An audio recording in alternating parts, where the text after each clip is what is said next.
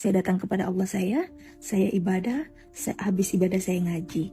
Nah, waktu saya ibadah itu saya berdoa, ya Allah ya Tuhanku, tunjukkanlah aku jalan yang benar dan lurus.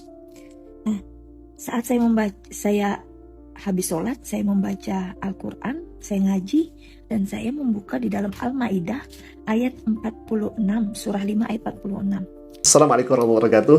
Ada seorang ibu pendeta yang katanya dulunya seorang muslimah memberikan kesaksian. Mohon maaf, lebih banyak mengundang syubhatnya daripada kebenaran itu sendiri. Dengan penuh percaya diri, beliau menafsirkan ayat-ayat Al-Quran tanpa bekal ilmu yang memadai. Ibarat membuka mesin mobil, ya, membuka kap mobil pakai daun singkong, ya Fila. Niatnya ingin memperlihatkan mesin mobil tersebut, ini malah yang ada ruksak daun singkong itu. Alih-alih ibu ini ingin menjelaskan, malah justru memelesetkan makna. Seolah tafsir itu bisa dibuat ala kadarnya, seperti masak mie instan lah, kira-kira seperti itu. Padahal jelas jauh. Memahami Al-Quran butuh ilmu, butuh adab, dan butuh kejujuran dalam berpikir. Nah, baik, Kapilah, yang kemudian Ibu sampaikan ini hanya dibumbui asumsi saja. Dan ini sangat menarik untuk kita bahas. Kita akan bongkar segala kesalahannya terkait penafsiran Al-Quran yang sangat-sangat frontal, ya Kapilah. Baik, kita akan lihat bagaimana isi dari videonya. Silakan, ya Kapilah. Halo, selamat malam semuanya. Saya mau menyaksikan bagaimana sih saya bisa membaca Taurat dan Injil di dalam Alkitab. Jadi singkat cerita, tahun 2019 bulan 10, pada saat itu saya sedang dalam keterpurukan sekali. Saya datang kepada Allah saya ibadah, habis ibadah saya ngaji. Nah, waktu saya ibadah itu saya berdoa, ya Allah ya Tuhanku, tunjukkanlah aku jalan yang benar dan lurus. Nadanya sama seperti murtadin-murtadin yang lainnya. Ayatnya cuma itu saja, ihdinas shiratal mustaqim, kemudian menafsirkan ke ayat yang lainnya. Nah, maksud ibu ini kan jadi dirinya meminta kepada Allah dalam berdoanya agar ditunjukkan kepadanya jalan yang lurus. Ini mohon maaf ya, hemat kami agak lucu juga. Kenapa? Al-Fatihah yang 7 ayat itu tidak sampai selesai dibacanya, ya Kafilah. Jadi hemat kami, kenapa Al-Fatihahnya cuma dibaca ihdinas shiratal mustaqim saja? Kenapa tidak hatam-hatam? Ini Al-Fatihah, bagaimana surat-surat yang lainnya, begitu ya? Baik, kita akan lanjutkan lagi. Saat saya habis sholat, saya membaca Al-Quran, saya ngaji, dan saya membuka di dalam Al-Maidah ayat 46, surah 5 ayat 46. Nah, ya ikhwah, dari sekian banyaknya ayat dalam Al-Quranul Karim, yang ia baca hanya ayat itu saja. Kan ini hemat kami sangat aneh juga. Kenapa? Karena ia tidak membaca ayat sebelumnya, ayat sesudahnya, atau ke surah yang lainnya. Jadi fokusnya ke ayat ini. Apakah memang ini supaya membenarkan doktrin keimanannya? Kami jadi bertanya-tanya dalam hal ini. Ini hemat kami, apakah mencari kebenaran atau pembenaran? Kalau misalkan sungguh-sungguh mencari jalan yang lurus, kenapa justru berhenti di satu ayat itu saja? Kenapa tidak dibaca ayat sebelumnya atau ayat sesudahnya, atau minimal cek surah sebelahnya lah gitu? Padahal Al-Quran itu ibaratnya seperti peta yang sangat besar, tapi yang diambil cuma potongan ujung anak panah saja, lalu dipaksa jadi arah untuk jalan keselamatan, untuk jalan pulang. Pada akhirnya gimana? Tersesat, Kafilah. Atau mungkin memang ini niatnya mencapluk saja ayat Al-Quran lalu dikemas rapi agar selaras dengan narasi dan doktrin pribadinya, biar terlihat seperti mantan muslimah tercerahkan mungkin. Apakah seperti itu? Dan kalau misalkan kita memakai logika seperti itu, ya bisa saja saya membawakan ayat dalam Al-Quran, faqala ta'ala wailul lil mutaffifin, celakalah bagi orang-orang yang curang, dan itu bisa disematkan kepada yang bersaksi, kan seperti itu. Baik, ikhwah, ini semakin menarik dan kita akan bongkar segala subhatnya dan segala kekeliruannya, ya ikhwah. Baik, kita akan lihat terlebih dahulu videonya, silakan. Jadi saya coba membaca lafaz dari lafaz Arabnya, ini dari Quran Karim terjemahan Mahmud Yunus. Saya coba baca ya, karena ini kecil. A'udzubillahi minasyaitonirrajim. Bismillahirrahmanirrahim. Wa kaffayna ala asarihim bi Isa bani Maryama musaddiqan lima baina yadayhi minat taurati wa atayna khul injila fihi wa hudaw wa nurun wa musaddiqan lima baina yadayhi minat taurati wa hudaw wa mau'izatan lil muttaqin. Baik, sebentar.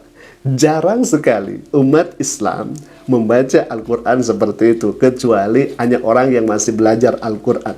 Orang yang mahir dalam membaca Al-Quran biasanya tidak dipotong-potong, bahkan terkadang menambahkan dengan nada. Jadi mohon maaf ya, kalau misalkan baca ayat secara keseluruhan biasanya ada kemudian ada nada-nadanya. Misalkan A'udzu billahi minasyaitonir rajim, atau misalkan A'udzu billahi minasyaitonir rajim, atau misalkan A'udzu billahi minasyaitonir rajim, atau misalkan A'udzu billahi minasyaitonir rajim. Ini bentuk-bentuk nada sebetulnya. Tapi kalau misalkan yang betul akhir biasanya Zainul Quran bi aswatikum, perindahlah Al-Quran dengan suaramu. Tapi terlepas daripada itu, kita fokusnya bukan hanya di sini ya kafilah, tetapi kita fokusnya kepada pernyataan yang mohon maaf di sana ada syubhat dan kekeliruan yang sangat-sangat nyata dan fatal ya ikhwah. Baik, kita akan lanjutkan lagi ke video berikutnya. Silakan ya ikhwah. Artinya, kami iringkan atas jejak mereka dengan mengutus Isa anak Maryam yang membenarkan kitab yang dihadapannya, yaitu Taurat, dan kami memberikan kepadanya Injil, di dalamnya ada petunjuk dan nur cahaya, serta membenarkan kitab yang dihadapannya, yaitu Taurat, dan menjadi petunjuk dan pengajaran bagi orang-orang takwa. Saya kaget membaca ayat ini. Dan setelah membaca ayat ini, saya memberanikan diri untuk membaca Alkitab. Kenapa? Setiap saya sholat, saya selalu berkata, ya Allah ya Tuhanku, tunjukkanlah aku jalan yang benar dan lurus. Dan jalan yang benar dan lurus itu ada di Taurat dan Injil.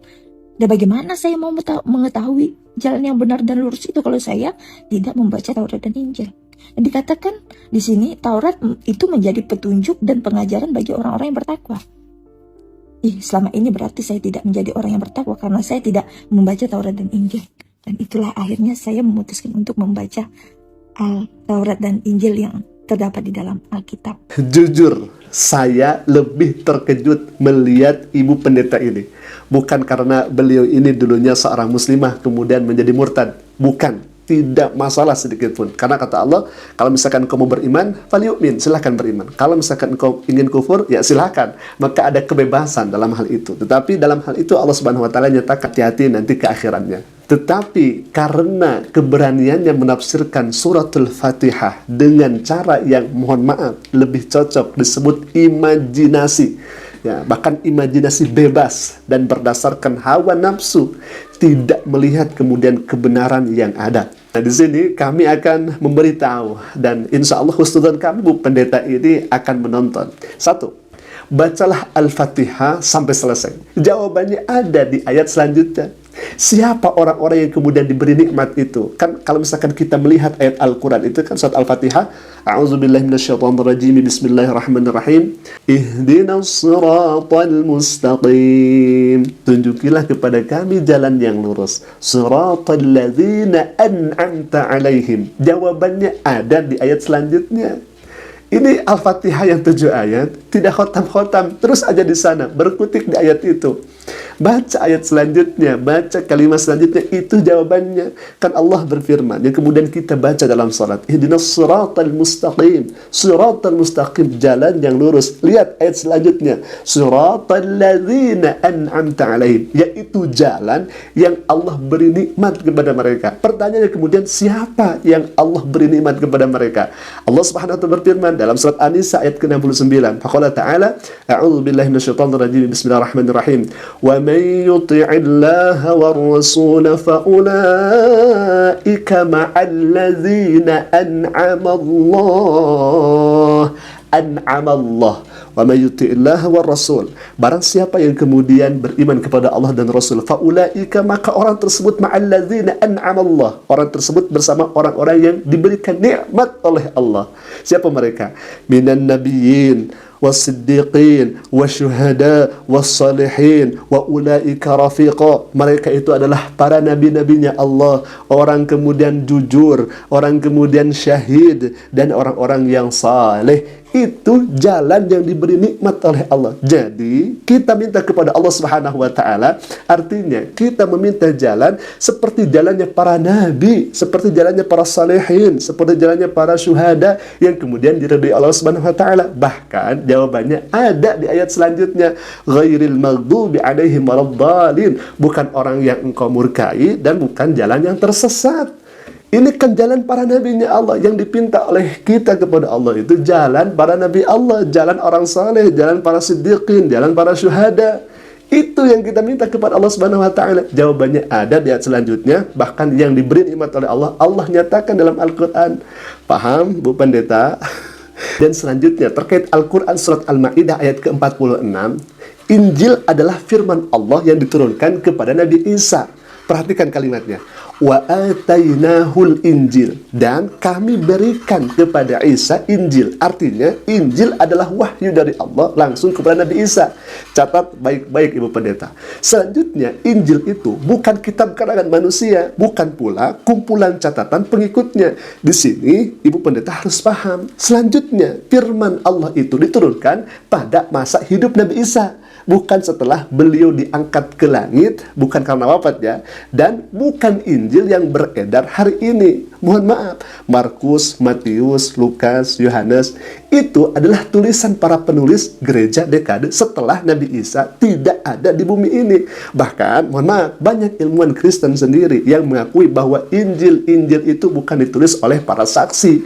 Menurut Bart D. Ehrman, kemudian Gerd Ludemann, dan lain sebagainya. Maka dari itu, Injil yang dimaksud Al-Quran adalah wahyu asli yang berisi tauhid, petunjuk, cahaya yang kemudian diberikan kepada Nabi Isa langsung kala itu dan membenarkan hukum Taurat. Selanjutnya, konteks ayat ini adalah zaman Nabi Isa, bukan zaman gereja. Ayat ini berbicara tentang kelanjutan misi Nabi Musa alaihissalam atau Bani Israel yang disempurnakan melalui Nabiullah Isa alaihissalam. Taurat tetap berlaku sebagai kitab hukum syariah, dan Injil datang bukan untuk membatalkan, tapi musaddiqan, membenarkan dan menguatkan Taurat. Maka jelas bahwa pertama, Nabi Isa bukan pendiri agama baru. Isa diutus untuk menegakkan tauhid, bukan menyebarkan, mohon maaf, trinitas. Nah, kesimpulannya adalah ayat ini tidak ada hubungannya dengan tafsir ihdinas shiratal mustaqim.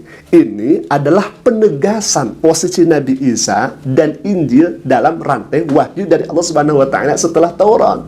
Injil adalah firman Allah Subhanahu wa Ta'ala yang diturunkan langsung kepada Nabi Isa pada zamannya. Dan siapapun yang menafsirkan ayat Al-Ma'idah 46 itu sebagai justifikasi penghapusan Taurat atau doktrin Trinitas, jelas telah keluar dari konteks dan realitas sejarah wahyu itu sendiri. Alhamdulillah.